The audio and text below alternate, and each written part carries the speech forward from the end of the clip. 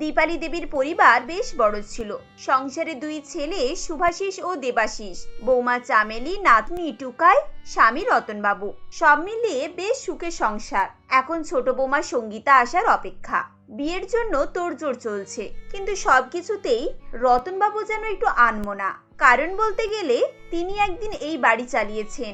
বর্তমানে ছেলেপুলে বড় হবার পর এবং মায়ের কর্তৃত্ব বাড়ার পর থেকে তার গুরুত্ব কমতে থাকে। বিয়েতে যখন সবাই নিজেদের কাজে ব্যস্ত, দীপালি দেবী বলেন, আরে বাবা, এখনো হলুদটা বাটা হলো না? তোমরা তো জানো এই হলুদ আগে দেবুকে লাগানো হবে, তারপর বৌমাকে পাঠাতে হবে। এখনই এত বেলা হয়ে গেল, কখন সবকিছুটা হবে শুনি? এই যে মা, আমি শুধু তত্ত্বগুলো একটু দেখছিলাম সবকিছু ঠিকঠাক আছে কিনা। আমি বনমালীকে দিয়ে হলুদ বাটিয়ে নিচ্ছি। আর শুনুন, রূপোর বাটিতে করে হলুদটা যাবে তো? হ্যাঁ বাবা হ্যাঁ, বাটি ওখানেই রাখা আছে, দেখে নাও। আর শুভ কই? ওকে যে বলেছিলাম ভালো দেখে মাছ আনতে, এত বেলা হয়ে গেল, মাছ কই? মা, মাছটা আমি অনেকক্ষণ আগেই নিয়ে এসেছি। এই দেখো, বরফ দিয়ে রাখা আছে। তুমি কোথায় চলে গিয়েছিলে? তোমাকে তো খুঁজেই পাচ্ছিলাম না। তুমি কোথায় চলে গিয়েছিলে? জানো না তুমি না থাকলে কোনো কাজই হয় না। আরে বাবা, আমি একা মানুষ, কোন দিকে যাব বলতো? কই দেখি কেমন এনেছিস মাছটা। বাহ, মাছটা তো বেশ ভালোই আছে। বৌমা, এখানে বনমালীকে বলে গাঁদা ফুলগুলো ভালো করে সাজিয়ে দাও। আর কালকের জন্য পুরো সবুজ ডেকোরেশনটা করতে হবে। এসব কিছু দায়িত্ব তুমি নাও। হ্যাঁ মা, ও নিয়ে আপনাকে চিন্তা করতে হবে না। আপনি এই পায়েসটা খেয়ে দেখুন তো, মিষ্টি ঠিক আছে তো নাকি আরেকটু দেবো? মা মা, আমাকেও কিছু করতে দাও না, আমিও কিছু কাজ করব। তাই তো, আমার ছোট সোনাকে তো কিছু কাজ দেওয়া হয়নি। ঠিক আছে, তুমি গিয়ে একটা সুন্দর কার্ড তৈরি করো। আমরা সেই কার্ডটা কাকিয়ার জন্য পাঠাবো। ইয়ে, আমি এক্ষুনি বানাচ্ছি মা। খুব সুন্দর করে কার্ডটা বানাবো আমি। আচ্ছা, মিষ্টির কথা বলা হয়েছে। শোন, আমি বলছিলাম বাড়িতে যারা আছে আর যে আত্মীয়রা গায়ে হলুদে আসবে, সবাইকে দুটো করে লাড্ডু দিতে হবে। এমন সময় রতনবাবু আমতা আমতা করে বলেন, লাড্ডুটা দেখতে যেন কেমন কেমন লাগছে। আমাদের বাংলার ঐতিহ্য হচ্ছে রসগোল্লা। সবাইকে নড়েলগুলোই রসগোল্লা দেবো, বেশ ভালো হবে। তাড়াতাড়ি মিষ্টির অর্ডারটা নিয়ে আয়, লাড্ডু আর না থাকলে সমস্যায় পড়ে যাব। কিন্তু রসগোল্লা তো ভালো হবে, লাড্ডুটা কেউ অত দেখতে চায় না। বাবা, তুমি একটু চুপ করে বসো। মা আছে, মা সবটা দেখে নেবে। সব কথাতে ওকে কথা বলতে হবে। কি করব না করব সেটা তো আমরা দেখে নিচ্ছি। তোমাকে কি কেউ জিজ্ঞাসা করেছে? একই কাজে ঝামেলায় কি করব না করব বুঝতে পারছি না, তার উপরে এই লোকটা একেবারে মাথাটা খারাপ করে দেয়। রতনবাবু চুপচাপ সেখান থেকে চলে যান। বিয়ের দিন সকাল সকাল সবাই তৈরি হয়ে যায়। দেবাশিস শেরওয়ানি পরে সবার সামনে আসে আর বলে, বৌদি, আমায় কেমন লাগছে বলো? আরে বাহ, তোমাকে তো একেবারে রণবীর কাপুর লাগছে। এই দাঁড়াও দাঁড়াও, আমি পাগড়িটা ভালো করে বেঁধে দিই। আমার ছেলেকে তো সত্যি খুব সুন্দর লাগছে। বৌমা, ওকে একটা নজর টিকা লাগিয়ে দাও। দেখলে তো ছোট্টা, মা কি বলছে, একটু সাবধানে থাকবে। শুনেছি নাকি তোমার অনেক সুন্দরী সুন্দরী শালি আছে, কেউ আবার নজর না দিয়ে দেয়। বাবু, তোকে ধুতি পাঞ্জাবি পরলে খুব ভালো দেখায়। বরকে ধুতি পাঞ্জাবি আর মাথায় টোপর পরলে তবেই তো কনের বর মনে হবে। দেখো বাবা, কি বলছো? আমি ব্যান্ডেড শেরওয়ানি ছেড়ে ধুতি পাঞ্জাবি পরবো? আচ্ছা, তুমি বাবার কথা এত গুরুত্ব দিচ্ছ কেন বলো তো? উনি তো সবসময় এরকম বলতে থাকেন, কেউ গুরুত্ব দেয় না যখন তুমিও ছেড়ে দাও। এই শোনো, আমার ছেলে এখন বেরোবে, তার মাথার কাছে দাঁড়িয়ে দাঁড়িয়ে সব বকলে তার তো মাথাটা গরম হবেই। দেখতে পাচ্ছ ছেলেটা তৈরি হয়ে দাঁড়িয়ে আছে, কোথায় তাকে একটু প্রশংসা করবে তা নয়, শুধু নিজের মতামত দিতে ব্যস্ত। সারা জীবন তো এরকমই করে এসেছে। আরে বাবা, আমি তো খারাপ কিছু বলিনি, আমি শুধু বলেছিলাম। একদম চুপ করে থাকো। দেখো গাড়িতে গিয়ে সবাই বসে গেছে, তুমিও গিয়ে বসে পড়ো। যখন গাড়ি ছাড়া হবে চুপচাপ যাবে আর চুপচাপ আসবে। মা, তুমি ভালো করে বাবাকে বুঝিয়ে দাও, ওখানে গিয়ে যেন কোনো ঝামেলা না করে, তাহলে আমার মান সম্মান সব চলেই যাবে। ওই লোকটাকে না বুঝিয়ে বুঝিয়ে আমি আর পারি না। যা নিজের মাথায় ঢুকবে সেটাই করবে। নিহাত বিয়েতে বাবাকে যেতে হয়, তা না হলে আমি তো ওনাকে যেতেই দিতাম না। যাই হোক বৌমা, তুমি একটু সাবধানে রাখবে। যখন দেখবে কোনো কথার মাঝে আসছে একেবারে চুপ করিয়ে দেবে। মা, আপনিও যদি যেতেন না ভালো হতো। একা একা না আমার খুব ভয় করছে, এত কিছু দায়িত্ব নিয়ে নিজেকে নার্ভাস লাগছে। আরে বাবা, মায়েদেরকে তো ছেলের বিয়েতে যেতে নেই, এটাই তো নিয়ম। তাছাড়া টেনশন করার কিছু নেই, কিছু সমস্যা হলেই আমাকে ফোন করবে। বিয়ে হয়ে নতুন বউ বাড়িতে গৃহপ্রবেশ করার জন্য তৈরি হয়। আশেপাশের অনেক লোকজন বউকে দেখতে আসে। দরজার সামনে দীপালি দেবী বরণের থালা নিয়ে দাঁড়িয়ে থাকেন। পাশেই রতনবাবু ছিলেন। তাকে দেখে দীপালি দেবী বলেন, আচ্ছা তুমি এখানে কি করছো বলো তো? দূরে সরে যাও তো। দেখতে পাচ্ছ তো এখানে সব লোকজন বৌমাকে দেখতে এসেছে, নিজের সামনে একেবারে ঠাকুরের মতো এসে দাঁড়িয়ে পড়লো। না মানে আমি ক্যামেরাম্যান বলবো। এখন তোমাকে ছবি তুলতে হবে না, আগে সবাই তুলবে, তারপর সময় হলে তোমাকে ডাকা হবে। এখন যাও, তুমি গিয়ে চুপচাপ বসো তো। রতনবাবু একটু লজ্জিত ভঙ্গিতে দূরে গিয়ে বসেন। এইসব দেখে নতুন বউ সঙ্গীতার খুব খারাপ লাগে। সে ভাবে যে বাইরের এতজন এখানে আছে, অথচ বাড়ির লোকটাকে এভাবে অসম্মান করে দূরে করে দেওয়া হয়েছে। প্রথম দিন বলে সে কিছুই বলতে পারে না। পরের দিন যখন সে রান্না বান্না করতে রান্নাঘরে যাচ্ছিল, তখন শাশুড়ি বলেন, বৌমা, আজকে তুমি কিছু মিষ্টি জাতীয় খাবার তৈরি করো, কেমন? এক কাজ করো, বরং পায়েস করে নাও। পায়েস? এই তো কদিন ধরেই পায়েস খেয়েছি, পায়েস খেতে ভালোও লাগছে না। এক কাজ করো, সুজির পায়েস বানিয়ে ফেলো। হালুয়া যখন তৈরি হবে তখন সুজির করে কি লাভ, বাদামের করো। কাকিয়া, আমার জন্য তুমি পুডিং রান্না করবে। আরে বাবা, এতজনে এত কিছু বললে ও বেচারি কি রান্না করবে বলো তো? বৌমা, তুমি তোমার যেটা সুবিধা তুমি সেটাই করো, আমরা সবাই সেটাই খাবো। মা, আমি সবকিছুই রান্না করছি, একবার বাবাকে জিজ্ঞাসা করে নি বাবার কি পছন্দ। ওকে কিছু জিজ্ঞাসা করতে হবে না, সবাই যা খাবে ও তাই খেয়ে নেবে। হ্যাঁ, আমরা সবাই যেটা খাই বাবাও সেটাই খায়, তবে বেঁচে গেলে। কিন্তু এটা তো ঠিক না, বাবা এই বাড়ির কর্তা, বাবার পছন্দেরই খাবার রান্না হবে। তোমার বাবার তো সেরকম কিছুই পছন্দ নয়, তুমি তাড়াতাড়ি রান্না করে নাও। সঙ্গীতা আর কিছু না বলেই রান্নাঘরে চলে যায় এবং সবার পছন্দের সব রকম মিষ্টি তৈরি করে নিয়ে আসে। মিষ্টি খেতে খেতে সবাই সঙ্গীতার খুব প্রশংসা করে। সঙ্গীতা বলে, বাবাকে এবার ডাকলে হতো তো, সবার সঙ্গে খেয়ে নিত। তুমি বসে পড়ো বৌমা, ওনার যখন খিদে পাবে উনি চলে আসবে, আর যা থাকবে খেয়ে নেবে। কাকিয়া, তুমি দাদুর জন্য মিষ্টি তুলে রাখো, দাদু এসে খেয়ে নেবে। এটা ঠিক কথা, আমি বরং তাই করি। সঙ্গীতা তার শ্বশুরমশাইয়ের জন্য আগে থেকে মিষ্টি তুলে রাখে এবং মনে মনে বলে, যাক, এ বাচ্চা হলেও এই বাড়িতে অন্তত একজন আছে যে বাবার কথা চিন্তা করে। দু একদিন পর সঙ্গীতা দেবাশিসকে বলে, আচ্ছা, আমাকে একটু কথা বলবে? তোমরা সবসময় বাবাকে এত ইগনোর করো কেন? সব ব্যাপারে সবার মতামত নেওয়া হয়, অথচ বাবার কোনো মতামত নেওয়া হয় না কেন? এমন কিছু ব্যাপার না, মাই তো সবকিছু ম্যানেজ করে নেয়, মাকে দিয়েই সব কাজটা করানো হবে।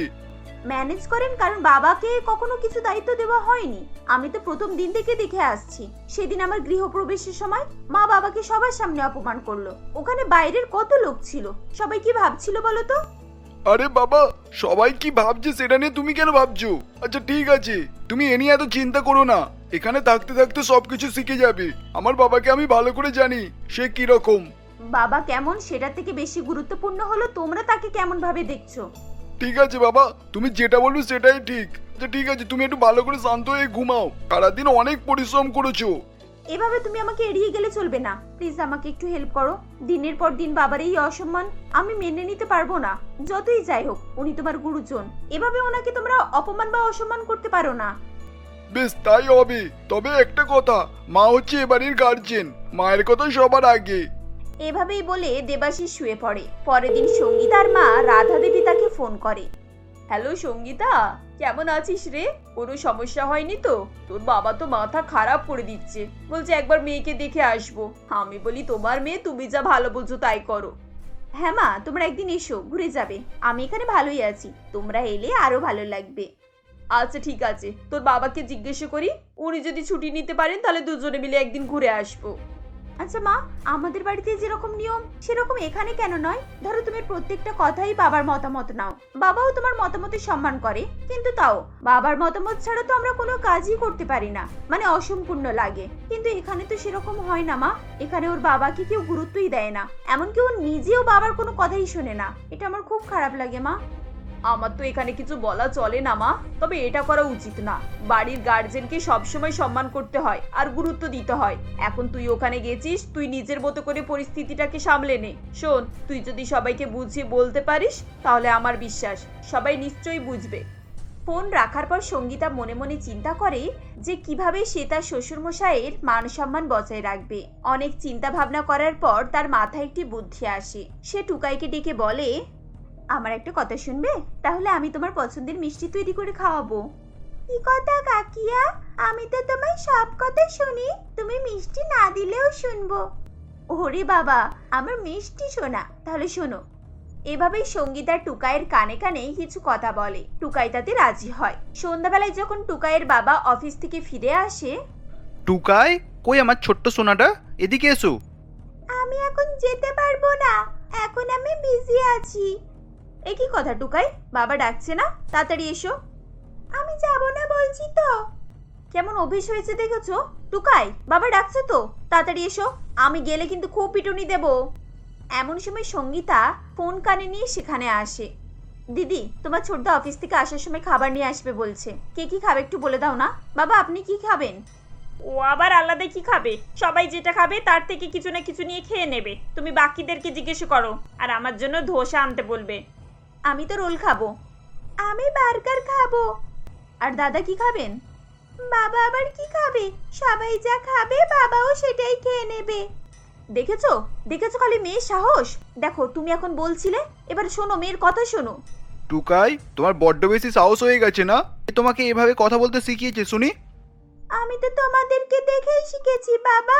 তুমিও তো দাদুর সঙ্গে এভাবেই কথা বলো।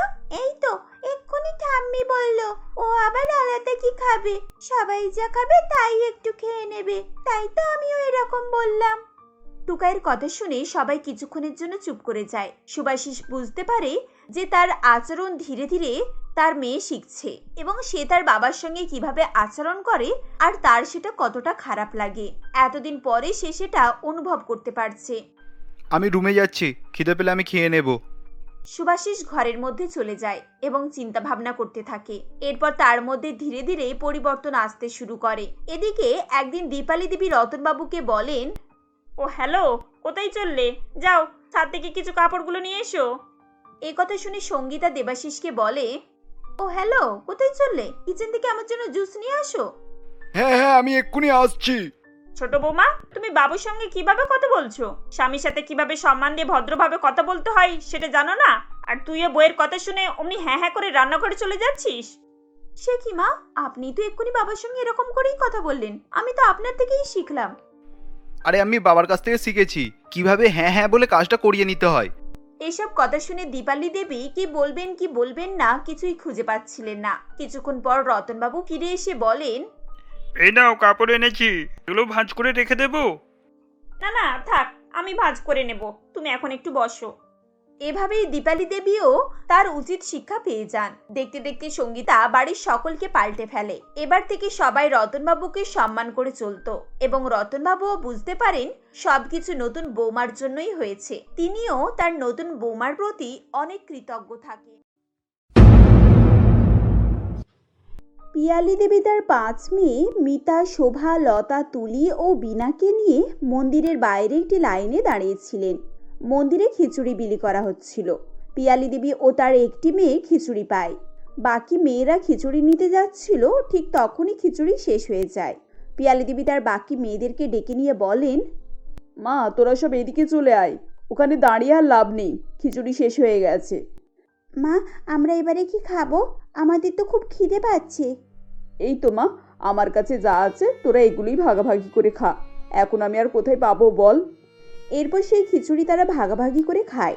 খাওয়া শেষে তুলি বলে, মা, আমার একটুও পেট ভরেনি, আর একটু খেলে খুব ভালো হতো। তুই কি দেখতে পাচ্ছিস না আর খাবার নেই? মা কোথা থেকে দেবে? আজকে দিনটা একটু জল খেয়ে পেটটা ভরিয়ে নে মা, কাল থেকে আমরা তাড়াতাড়ি এসে একদম সামনের লাইনে দাঁড়াবো, তারপর বেশি করে খাবারও পাবো। এরপর তিনি মনে মনে বলেন, আজ আমি গরিব হয়ে গেছি, তাই মেয়েদেরকে একবেলা ভালো করে খাবার জোটানোর জন্য আমাকে এভাবে ভিখিরির মতো লাইনে দাঁড়াতে হচ্ছে। জানি না এই পরিস্থিতি কবে পাল্টাবে। পরের দিন পিয়ালি দেবী ও তার মেয়েরা সকাল সকাল মন্দিরে লাইনে দাঁড়ায়। খাবার বিতরণের সময় তারা খিচুড়ি নিয়ে খেতে শুরু করে। খিচুড়ি খাওয়ার পর তারা যখন আবার খাবার চাইতে যায়, তখন বিতরণকারী পুরোহিত বলে, এই তোরা কি রাক্ষস নাকি? এত তোদের খিচুড়ি দিলাম, সব শেষ করে দিলি? ঠাকুরমশাই, ওদেরকে আর 1 চামচ করে দিন না, ওরা এই খাচ্ছে, সারাদিন আর খেতে পাবে কিনা তার ঠিক নেই, একটু করে দিয়ে দিলে তো আপনার কম পড়বে না। এই তোদের ভিখিরিতে যে এই সমস্যা আমি জানতাম না, একবার দিলে তোদের বারবার দিতে হবে। তোদের জ্বালার মতো পেট কিছুতেই ভরে না দেখছি, যা খেয়েছিস ওঠাই যথেষ্ট। যা এখান থেকে, যা দেখি, অন্যদের আবার শান্তি করে খেতে দে তো। দাদু, আমাদেরকে একটু দিন না, আমার সত্যি সত্যি খুব খিদে পাচ্ছে। এই তোরা দাদু দাদু কি বলিস রে? আমি তোদের দাদু নাকি? যা, মাথা খারাপ করিস না তো। এখন এখান থেকে সরে যা বলছি, না হলে হাতের বাড়ি মেরে মাথা ফাটিয়ে দেবো। এই বলে পুরোহিত মশাই লতাকে ধাক্কা দিয়ে সেখান থেকে তাড়িয়ে দেয়। লতা কাঁদতে কাঁদতে পিয়ালি দেবীর কাছে আসে এবং বলে, মা, এক চামচ খাবার চাইলাম বলে পুরোহিত মশাই কি জোরে ধাক্কা মারলো। চলে আয় মা, আমি জল এনে দিচ্ছি, খেয়ে নে। আমরা আর এখানে খেতে আসবো না। তোদের রোজ রোজ এরকম কষ্ট আমার আর সহ্য হচ্ছে না। আমি দেখি কোনো কাজকর্ম পেলে তোদেরকে পেট ভরে খাওয়াবো। আসলে পিয়ালি দেবী তার 5 মেয়েকে নিয়ে বেশ সুখেই দিন কাটাতেন। তার স্বামী মহেশবাবু একটি নারী সুরক্ষা সংস্থার কর্মী ছিলেন। তাদের সংস্থা একটি মেয়েকে বাঁচানোর জন্য দুষ্কৃতীদের হাতে পড়ে। মেয়েটিকে বাঁচাতে গিয়ে তিনি সেই দুষ্কৃতীদের গুলিতে মারা যান। তিনি মারা যাওয়ার পর তার স্ত্রী পিয়ালি দেবী তার 5 মেয়েকে নিয়ে সমস্যায় পড়ে যায়। প্রথম প্রথম সবাই খুব সহানুভূতি দেখালেও পরে কেউই তাদের জন্য সাহায্যের হাত বাড়িয়ে দেয় না। এমনকি 2 মাস পর তাদের বাড়িওয়ালাও তাদেরকে বাড়ি থেকে বের করে দেয়। এরপর থেকে তিনি 5 মেয়েকে নিয়ে রাস্তায় রাস্তায় দিন কাটাতে শুরু করেন। সেদিনও পিয়ালি দেবী তার মেয়েদেরকে পাশের টিউবকল থেকে জল এনে খাওয়ান। জল খেয়ে তারা কোনো রকমে পেট ভরায়। ধীরে ধীরে সন্ধ্যা নেমে আসে। পিয়ালি দেবী তার 5 মেয়েকে নিয়ে একটি গাছের তলায় গিয়ে আশ্রয় নেন। এমন সময় তুলি বলে, মা, আমার খুব ঠান্ডা লাগছে, খুব কষ্ট হচ্ছে মা। আমাদের বাড়ির মালিক খুব নিষ্ঠুর। বাবা যখন ছিল তিনি তখন কত ভালোভাবে কথা বলতেন, আমাদেরকে কত ভালোবাসতো। আর বাবা মারা যাওয়ার পর কেমন পাল্টে গেছে। সবকিছুই টাকার খেলা রে মা। টাকা থাকলে সব মানুষই তোমাদেরকে ভালোবাসবে, আর টাকা না থাকলে মানুষের আসল রূপ দেখা যায়। তোর বাবা যখন বেঁচে ছিল তখন তার কত বন্ধু ছিল। তোর বাবা বলতো, এরা শুধু আমার বন্ধু নয়, আমার ভাই। এরা আমাকে প্রাণের থেকেও বেশি ভালোবাসে। আর তিনি চলে যাওয়ার পর সেই প্রাণের বন্ধুরা কেউ আমাদেরকে চিনতে পারেননি। এই পৃথিবীটা স্বার্থপর মানুষ দিয়েই ভর্তি রে মা। আজ আমার এমন পরিস্থিতিতে আমি সব থেকে বেশি মানুষের রূপ পাল্টাতে দেখেছি। এভাবেই কথা বলতে বলতে হঠাৎ ঝোড়ো হাওয়া বইতে শুরু করে এবং 1 ফোঁটা 2 ফোঁটা করে ধীরে ধীরে মুষলধারে বৃষ্টি নেমে আসে। 5 মেয়েকে নিয়ে পিয়ালি দেবী গাছের তলায় ভিজতে থাকেন।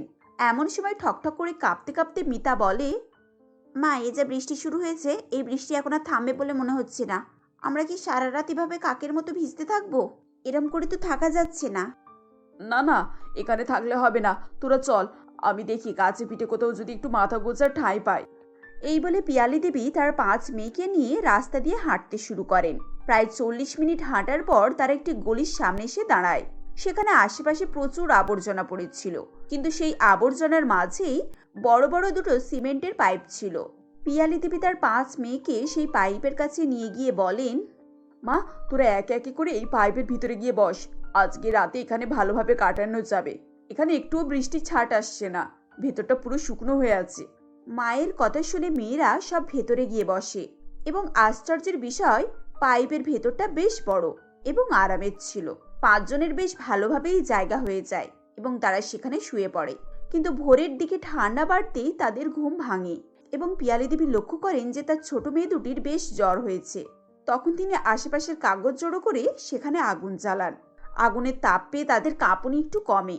আগুন নিভে যাওয়ার পর তিনি আবার বাইরে বেরিয়ে কাগজ জড়ো করতে থাকেন। তখন রাজু নামের এক ভাঙ্গারওয়ালা সেখানে এসে বলেন, আরে দিদি, তুমি এইসব কাগজগুলো জোর করে জ্বালিয়ে দিচ্ছ কেন? অত কষ্ট করে যখন ওগুলো জোগাড় করেছো, তাহলে ওগুলো গিয়ে দোকানে বিক্রি করে দাও না, টাকাও পাবে। সত্যি বলছো দাদা? এগুলো বিক্রি করলে টাকা পাওয়া যাবে? আরে হ্যাঁ, সত্যি বলছি, আমি তো এইসবেরই ব্যবসা করি। এই এলাকার যত আবর্জনা সব এখানেই জমা হয়। এর মধ্যে প্লাস্টিকের বোতল, শিশি, কাঁচের টুকরো, লোহার টুকরো, এগুলো সবই পাশের দোকানে বিক্রি হয়। এরপর পিয়ালি দেবী তার জড়ো করা কাগজগুলো নিয়ে বিক্রি করতে যান। দোকানদার সেই জিনিসপত্রগুলো নিয়ে তাকে কিছু টাকা দেয়। পিয়ালি দেবী টাকা নিয়ে মুড়ি এবং বাতাসা কিনে আনেন এবং মেয়েদেরকে খেতে দেন। মুড়ি খেতে খেতে মিতা বলে, মা, তুমি কোথায় গিয়েছিলে? আর তুমি এই মুড়ি বাতাসা কোথায় পেলে? মারে, উপরওয়ালা কোনো রকমের মাথা গোজার ঠাঁইটা দিয়েছে, আর খাওয়া দাওয়ার জন্য একটা উপায় করে দিয়েছে। এই যে আবর্জনাগুলো দেখতে পাচ্ছিস, এর মধ্যে থেকে শিশির বোতল, কাচের টুকরো, লোহার টুকরো, কাগজ, এই সমস্ত জিনিস বিক্রি হয়। আমি কিছু কাগজ নিয়ে গিয়ে বিক্রি করে টাকা পেয়েছি। আরে মা, এটা তো খুব ভালো জিনিস, এটা তো আমরাও করতে পারবো।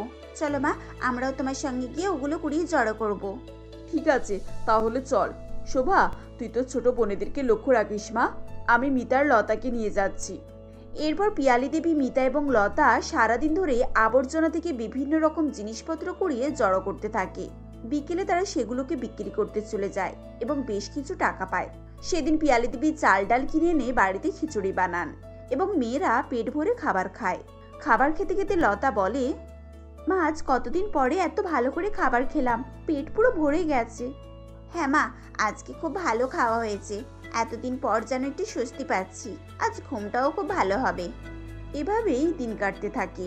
প্রতিদিন তারা 3 মা মেয়ে মিলে আবর্জনা কুড়িয়ে জড়ো করত এবং বিক্রি করে তা দিয়ে তাদের পেট চালাতো। একদিন সকালবেলা পিয়ালি দেবী আবর্জনা কুড়াতে গিয়েছিল। ঠিক সেই সময় আবর্জনার ভিতরে একটি সোনার আংটি কুড়িয়ে পায়। যেহেতু সেই আংটির মালিকের কোনো হদিশ ছিল না, তাই শেষে আংটিটা নিয়ে সোনার দোকানে যায় এবং বিক্রি করে বেশ কিছু টাকা পায়। টাকাটা নিয়ে এসে সে তার মেয়েদেরকে নিয়ে সেই এলাকাতে একটি ছোট ঘর ভাড়া নেয় এবং সেখানে বসবাস করতে থাকে। এভাবেই আবর্জনা কুড়িয়ে বিক্রি করে করে কিছু টাকা জমায় এবং কষ্টে সৃষ্ট করে তার মেয়েদেরকে লেখাপড়া শেখায়। দেখতে দেখতে তার মেয়েরা বড় হয়ে ওঠে এবং তারা বিভিন্ন কোম্পানিতে চাকরি পায়। একদিন পিয়ালি দেবী তার মেয়েদেরকে ডেকে বলেন, মা, তোদের জন্য খুব ভালো একটা সম্বন্ধ এসেছে। আমি এই সম্বন্ধটা হাতছাড়া করতে চাই না। তোরা কি বলতে চাস? মানে আমার বলার উদ্দেশ্য হলো, কাউকে পছন্দ করিস? সেরকম কিছু হলে আমাকে আগে থেকেই জানিয়ে রাখবি। তোদের ইচ্ছার বিরুদ্ধে আমি কোনো কাজ করব না। মা, আমাদের কারোরই অন্য কোনো ছেলেদের পছন্দ নেই। তুমি যেই ছেলে আমাদের জন্য পছন্দ করবে আমরা তাদের সঙ্গেই বিয়ে করতে রাজি আছি। তুমি আমাদের এত কষ্ট করে মানুষ করেছো, আমাদেরকে নিজেদের পায়েতে দাঁড়াতে শিখিয়েছো। তোমার ইচ্ছের বিরুদ্ধে আমরা কখনই কোনো পদক্ষেপ নেব না। তাহলে ঠিক আছে, আমি কালই ঋতুপর্ণা দেবীকে আসতে বলছি এখানে। তোরা কালকে অফিসে ছুটি নিয়ে নিস, কেমন? পরের দিন ঋতুপর্ণা দেবী পিয়ালি দেবীর বাড়িতে আসেন এবং তিনি তার 5 মেয়েদেরকে দেখে তাদের সঙ্গে কথাবার্তা বলে পিয়ালি দেবীকে বলেন, দিদি, আপনার 5 মেয়েকে আমাদের খুব পছন্দ হয়েছে। আমার 5 ছেলের জন্য আমি যেমন বউ খুঁজছিলাম, আপনার মেয়েরা ঠিক তেমনই। ওরা বাড়ির কাজে যেমন পারদর্শী, তেমন চাকরি বাকরি করে সংসারের উন্নতিও করতে পারবে। আপনি ঠিক বলেছেন দিদি। আমি অনেক কঠিন পরিস্থিতিতে আমার মেয়েদেরকে মানুষ করেছি। ওরা যদি পরের ঘরে গিয়ে তাদের ঘরটাকে আপন করে নিতে পারে, তাহলে আমার থেকে বেশি খুশি আর কেউ হবে না। সে তো ঠিক আছে দিদি, একটা কথা ছিল। আপনি তো জানেন সমাজে আমাদের একটি সুনাম আছে। 5 ছেলের বিয়ে একসঙ্গে দিচ্ছি। ছেলে শ্বশুর বাড়ি থেকে যদি ভালো মন্দ জিনিসপত্র না দেয়, তাহলে সেটা দেখতে খারাপ, লোকের কাছে শুনতেও খারাপ। আপনি বুঝতে পারছেন তো আমি কি বলতে চাইছি? হ্যাঁ দিদি, আমি সব বুঝতে পারছি। আপনি পণের কথা বলছেন, তাই তো? আমারও তো মেয়েদের বিয়ে নিয়ে অনেক স্বাদ আছে। আমার সাধ্যমতো আমি দেওয়ার চেষ্টা করব। হ্যাঁ হ্যাঁ, তাহলে আর কোনো সমস্যা নেই। আমি ভাবছিলাম পরের মাসেই বিয়ের দিনটা পাকা করে নিই। শুভ কাজ দেরি করে লাভ কি বলুন? হ্যাঁ দিদি, আপনারা যেটা ভালো বুঝবেন তাই হবে। দেখতে দেখতে বিয়ের দিন এসে যায়। পিয়ালি দেবীর 5 মেয়ের সঙ্গে ঋতুপর্ণা দেবীর 5 ছেলে সমর, অনিকেত, বিশ্বজিৎ, সুরজিৎ ও বাদলের বিয়ে হয়ে যায়। বিদায়ের ঠিক আগের মুহূর্তে ঋতুপর্ণা দেবী মণ্ডপের বাইরে এসে দেখেন সেখানে 5টি খাট ও 5টি আলমারি রাখা আছে। এসব দেখে তিনি বিদায় আটকে দিয়ে পিয়ালি দেবীর কাছে গিয়ে বলেন, এটা কি হলো দিদি? আপনার সাথে আমার কি কথা হয়েছিল? আপনি বললেন যে আপনি আপনার সাধ্যমতো 5 মেয়ের জন্য আসবাবপত্র সব দেবেন, কিন্তু আপনি তো দেখছি না একটা করে খাট আর একটা আলমারি দিয়েই বিদায় দিতে চাইছেন। TV, fridge, washing machine, AC এসব তো কিছুই দেখছি না। দিদি, আমি খুব গরিব মানুষ। অনেক কষ্টে শিষ্টে আমার মেয়েদেরকে মানুষ করেছি। 5 মেয়ের একসঙ্গে বিয়ে দিচ্ছি। এর থেকে বেশি কিছু দেওয়ার সামর্থ্য আমার নেই। আপনি দয়া করে বিদায় আটকাবেন না। না না না না, কিছুতেই এসব হবে না। যতক্ষণ না আপনি জিনিসপত্র দেন, আমি আপনার মেয়েদের আমার বাড়িতে নিয়ে যেতে পারবো না। আমায় আপনি ক্ষমা করবেন। পিয়ালি দেবী অনেক বোঝানোর সত্ত্বেও ঋতুপর্ণা দেবী রাজি হন না। এমন সময় মিতা বলে, কিছু মনে করবেন না আন্টি, আমার মা সারা জীবন পরিশ্রম করেই আমাদেরকে মানুষ করেছেন। আমরা ছোটবেলা থেকে খুব সমস্যার সম্মুখীন হয়েছি। মা আমাদেরকে নিয়ে পথে ঘাটে ঘুরে বেরিয়েছেন। আমরা আবর্জনাওয়ালা বস্তিতে থেকেছি, সেখানে কাগজ কুড়িয়ে দিন চালিয়েছি। আমার মায়ের পক্ষে যতটা দেওয়ার ছিল উনি দিয়েছেন, এর থেকে বেশি আমাদের আর সামর্থ্য নেই। আন্টি, আপনি তো অনেক সুখী, আপনার 5টা ছেলে। আপনাকে তো জীবনে কখনো কষ্টের মুখোমুখি হতে হয়নি। আপনি একবার ভেবে দেখুন তো, আপনি যদি আমাদের মা হতেন আর এরকম পরিস্থিতিতে পড়তেন, তাহলে আপনার কেমন লাগতো? আপনি যদি এই কয়েকটা জিনিসের জন্য আমাদেরকে আপনার বাড়ি না নিয়ে যেতে চান, তাতে আমরা আর জোর করব না। তবে একটা কথা নিশ্চয়ই বলবো, আপনার মতো মানসিকতা যদি সব মানুষেরই হয় তাহলে মেয়েদের জন্মের সময় চোখের জল ফেলা ছাড়া আর কোনো উপায় থাকবে না। তাদের কথা শুনে ঋতুপর্ণা দেবীর মন গলে যায়। তিনি বুঝতে পারেন যে সত্যি সত্যি পিয়ালি দেবী কিরকম পরিস্থিতিতে তার পাঁচটা মেয়েকে মানুষ করেছেন। তিনি নিজের ভুল বুঝতে পারেন এবং তাদের কাছে ক্ষমা চেয়ে বলেন, আমাকে ক্ষমা করে দাও। আসলে আমি সমাজের আর 5 জনদেরকে দেখে এরকম ভাবনা চিন্তা রেখেছিলাম। সত্যি তো, আমার তো সংসারে কোনো কিছুরই অভাব নেই। তোমাদের মতো 5টা লক্ষ্মী যদি আমার বাড়িতে আসে তাহলে তো সংসার পুরো হয়ে যাবে। এরপর তিনি পিয়ালি দেবীকে বলেন, দিদি, আমার ওসব কিছুই লাগবে না। আপনি আমাকে ক্ষমা করুন। আজ আপনার মেয়েরা আমার চোখ খুলে দিয়েছে। আমি সত্যি অনেক বড় অন্যায় করতে যাচ্ছিলাম, কিন্তু সময় থাকতে আমি বুঝতে পেরেছি কয়েকটা জিনিসের জন্য এরকম ভালো বৌমাদেরকে আমি হারাতে চাই না। এরপর সবকিছু ঠিক হয়ে যায়। কিছুক্ষণের মধ্যেই পিয়ালি দেবীর 5 মেয়ের বিদায় হয়ে যায়। তারা তাদের সংসারে গিয়ে আনন্দের সঙ্গে দিন কাটাতে থাকে।